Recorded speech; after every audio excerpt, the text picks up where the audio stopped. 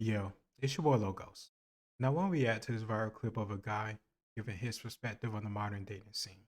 I do think some of the stuff he says is true, but of course, some of the stuff also I kind of disagree with. Accountability does go both ways, man or woman. You can't just demand somebody be with you. You want somebody to naturally desire to be with you. That companionship, that love, experiencing life together, that should be naturally had.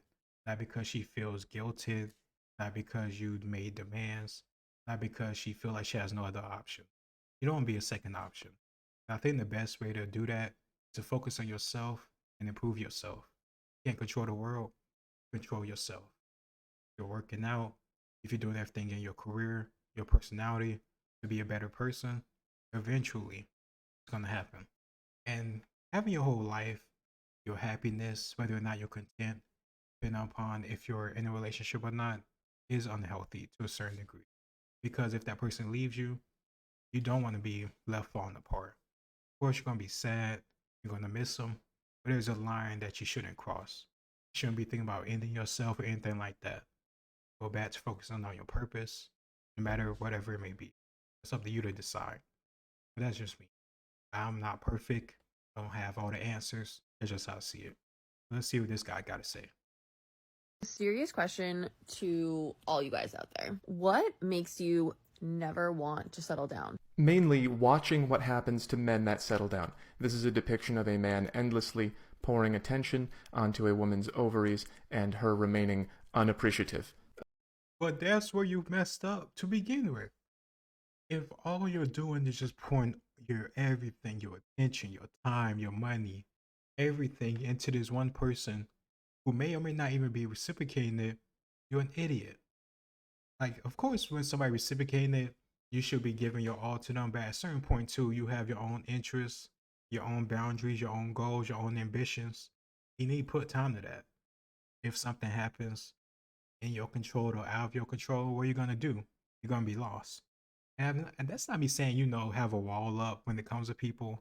It's just about having a balance. But life isn't completely revolving around that person. So if you ask me, you fucked up from part one. And of course, if everything else gonna be bad, go back to the beginning.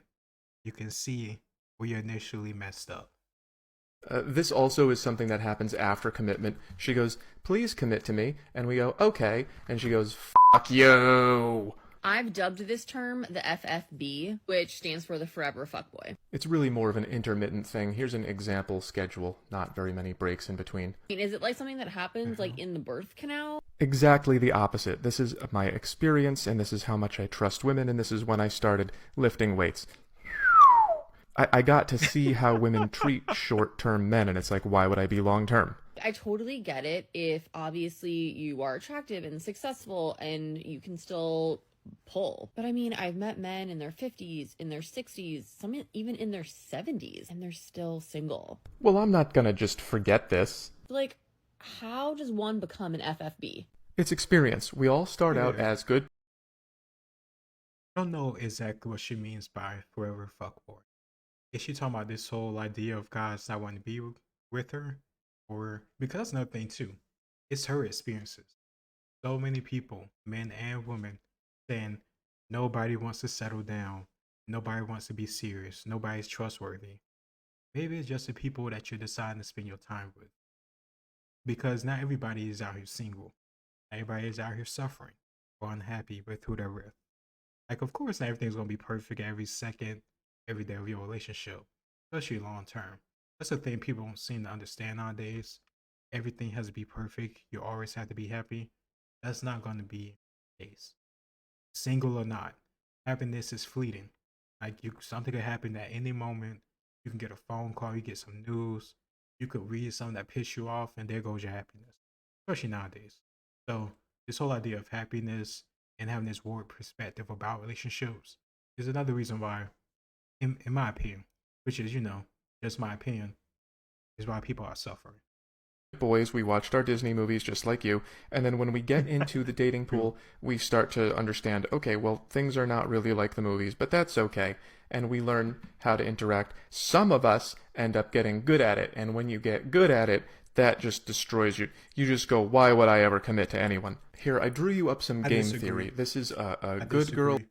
I think guys, because once you figure it out, you go through like a phase of where you just, like you say, you just messing around, you having fun, like you're not really settling down. But after a certain point, at least for me and the people I know, it gets old.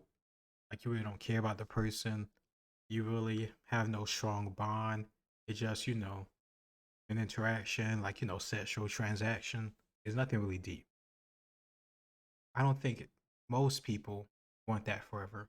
Now, of course, there are some guys are, happy being completely alone. They don't want kids. They don't want families.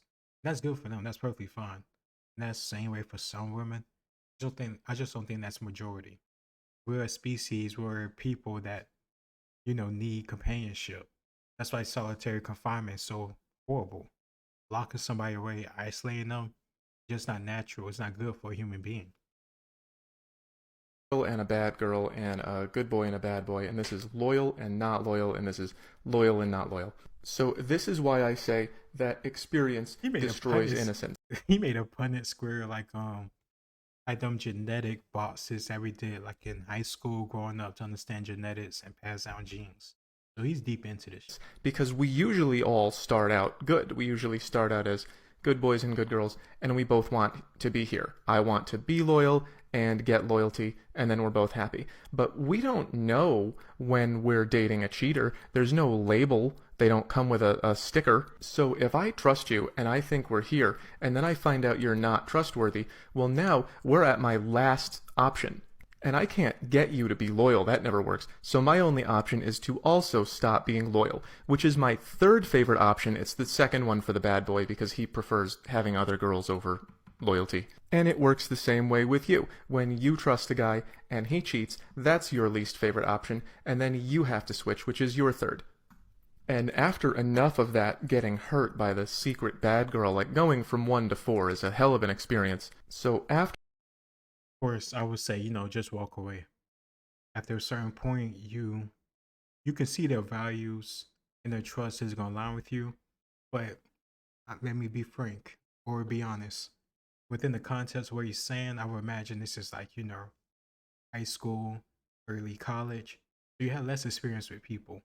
Plus, usually I would say for most people, first person you have a long-term relationship with, ask a long time, and it's also hard for you to get separated permanently because you just have so many experiences, so much emotions, so much attachment. And if we're being honest, I think for certain people, or I would even say like a good chunk of the population, because we're all human, I think a part of the reason why people keep going back to is out of fear. Out of fear of getting somebody as good as they, at the best of times, that they have with this person that they're breaking up with. This fear that somebody else won't be able to make them feel good the same type of way that this person did during the good times. And of course, you have to at a certain point get over that. Because if you're constantly hurting each other, it's not going to be well. And they're going to get to a certain point where you're like Christian Rock, Blueface, and a lot of other people where you're hating each other, but you have a kid involved, so trauma get involved. There's drama, there's words that being said, horrible actions, and then people are suffering. People are suffering that didn't even ask for this. What I mean by that is the kid, which I think really matters in that kid. Get over your petty emotions, control yourself for the sake of the kid. After all that experience, sometimes some of us get to a point where it's like, you know what? I think I just prefer getting my way. I don't think I like loyalty anymore because it hasn't gotten me anything good in the past. So now I prefer when you're loyal and I'm not. And then my second choice is if you're not going to be loyal, then I won't either. Even when I do trust you, it doesn't work out, so why don't I just start off not trusting you? And because of the sexual revolution, we now... What I'm seeing, like from both ends, is that it's a reaction to trauma and past hurt. And if you ask me, if you're carrying past trauma, past anger, past hurt, past feelings, you're only tainting your future relationships because it's not going to be fully invested the way it should be. So of course, if you keep messing up because of your actions, their actions, or anything at all, you're not making it better. So I think you're better off dealing with this feelings or trauma or whatever you want to call it, attachment, before you jump to somebody else. Because if you ask me, Not everybody is like this. Of course, a lot of people are. And of course, in the context where he's saying at a young age, 18 to 25, college years, first time you get away from your parents, like, of course, people are oftentimes less loyal, especially at college when you have so much options, so much freedom. You don't want to have somebody holding you back. Depending on who you're with or if you're in that situation to begin.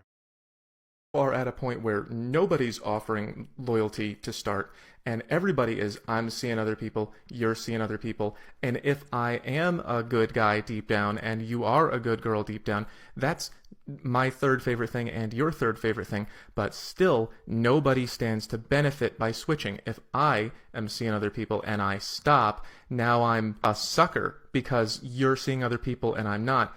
And if you become loyal but I don't, now you're a sucker because now you're just one of my many girls. So what you're leaving out of the equation is the female version of the FFB. The main reason that these guys turn into these guys is because we met too many of these girls and we don't know how to tell you apart. So now seeing multiple people is normal. No relationships start like this anymore. They all start. Yeah, but I've seen many women say the exact same thing. They trusted somebody, they got hurt. Now they view all men like that person. Or they make the same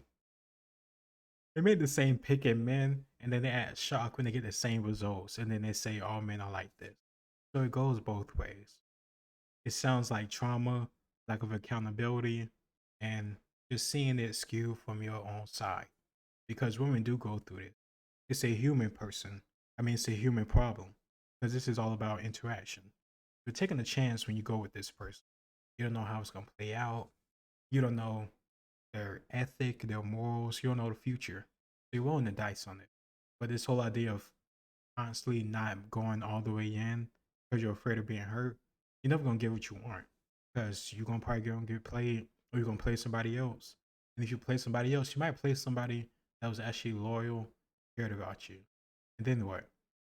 You're going to feel smart, then you're going to feel stupid. Like this, and it's a Mexican standoff because nobody can improve their position by becoming loyal. And when good people end up here enough, they just turn bad so it hurts less. And is there a cure? Yeah, the cure is for everyone to actually be good, which is not going to happen because the equilibrium is over here. Because if you keep saying, well, men are doing it, so I'm going to do it too, then these guys are going to say, well, women are doing it, so I'll do it too. We used to have culture and laws that enforced this, and if anyone stepped out of it, then they had to pay. And when you get rid of that, what you end up with is called a Nash equilibrium, where everybody's getting their third favorite choice, unless you are a genuinely bad person, in which you're getting your second favorite choice. So yeah, the cure is to go back to law and culture that enforces monogamy. Sorry. Enjoy your liberation.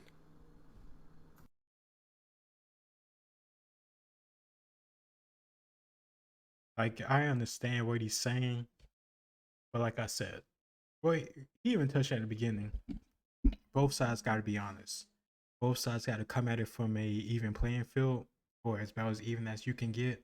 And also, let's not get so caught up in these types of arguments, because I think nowadays, even though a lot of stuff that are being said is true, certain people are more worried about being on the winning side or making sure they call out the other side instead of doing what they can to not be part of the dating game. Like, the whole point is to get out, if you ask me. All the people that are talking about what's right and what's wrong with it, they're saying it because they experienced it. And they don't want to experience it any further. But at a certain point, you have to stop talking about it and start changing yourself so you can, get out. If you know a game is unfair, get what you can get out. Play the game to your best benefit, then get out. Because there's risk. Especially when it comes to dating and sex and all this stuff, STDs, children, all that type of stuff. And whether you're a young man or a young woman, being tied down to a kid and you're not financially steady enough to do so, it's only gonna hurt you. So, wrap it up, pull out, but don't be afraid, getting in a relationship if you're ready. If you don't want to get in a relationship, that's perfectly fine. If you want to mess around, perfectly fine. I understand it. Cool with me. I don't give a damn what you do. But this is just how I see it. I think what he said, a lot of stuff that he said is true, but same time, men and women, we gotta change ourselves. Can't force nobody. You shouldn't want to. I think the whole Punnett Square is pretty funny, but you could tell you thought about it well, but I could have told you this stuff without the straw. But it is what it is. So I appreciate his perspective. I appreciate the video. And if there's more stuff like this that you want me to react to, I'll do it. I think it's very interesting because we need people to get together. We need families. We need relationships. That's the foundation of the species outside of, United States. Any country, the species as a whole, we need people coming together, working together, producing together, and it benefits everybody. Nowadays, a lot of people talk about how hard it is to, survive, pay for your bills. I wonder how many of those people, and it's not me, discounting people that have families that are struggling because that does exist. But I'm just saying, I wonder how many of these people that are struggling would really benefit from, having a partner that they trust, love, and care about, taking some of the load off. I know it's so cool and so hard to say that I can do bad all by myself, or saying that I don't need anybody or I don't want any help, but there's nothing wrong with needing help. That's a human thing to need. I won't laugh at you. I won't blame you. It is what it is. You shouldn't be gaming people just for the sake of having to live together to survive. But I think, cooperation, being a team, it benefits you. I don't get how people could try to argue against marriage when people want to be together. It's stupid. They don't get it. And it happens a lot, especially within my community, Black community. But I've talked about that in plenty of videos already. Let me know what you think about this. Let me know if you disagree or agree. I understand. Here's what it is. We're not always going to think the same, but at least, not be savages about it. Have respect. Clearly, spout your opinion and let somebody else talk to. That's all I want. Don't go crazy. It's just how I see it. Like, share, and subscribe. Let me know more stuff that you want me to react to. It's your boy Logos, and I'll see you next time.